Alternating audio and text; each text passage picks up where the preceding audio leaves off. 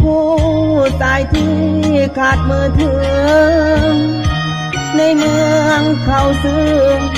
ใส่มือถือสื่อสารหัวใจยามว้าวยามชาฮัลโหลออกมาก็คงเข้าใจยกนี้มันทันสมัยก็ใส่ยกเกียงกันแล้วอยู่แถวบ้านอายเขาใส่แต่ส่องจดหมายสื่อสารหัวใจใส่ปากกาเขียนลงมาบ่าวบ่มีเงินซื้อมือถือดอกแถวบ้านเฮามาเห็นเขาปากเขาเว้าบ่หูน้ำเขาว่าเว้าหยังแน่ตาแลลำจองนั่งมองเบิ่งเขาเว้ากันพอปานใดขึ้นสวรรค์เจ้าทะเลาะกันปากหวานกินอ้อยจากเว้าอีหยังเสียงดังบ่มีสิคอยอายเห็นแล้วมันใจน้อยคนที่คอยมือถือซื้อใส่เจ้าคงสินายผู้ตายที่ขาดมือถือจากวันเลิกอายสิซื้อเอาเมียมือถือมาใส่น้ำเพื่อนยามทุ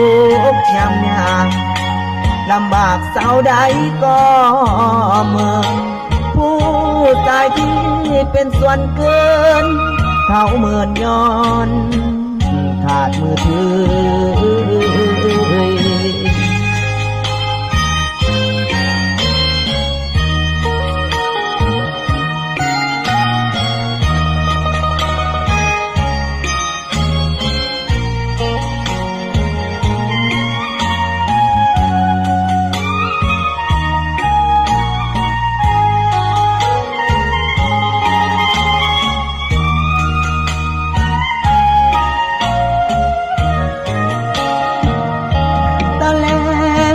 ลำจง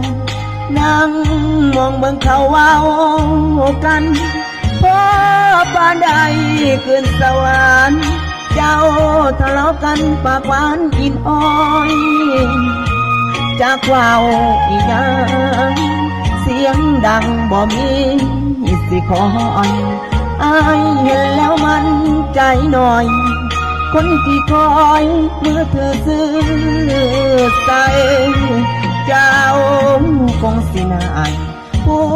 ตายที่ขาดมือถือจากวันเดิมอายที่ซื้อเอาเมียมือถือมาใส่น้ำเพิ่นยามทุกข์ยามยากลำบากเศร้าใดก็เมื่อผู้ตายที่เป็นส่วนเกินเขาเหมือนย้อนขาดมือถือ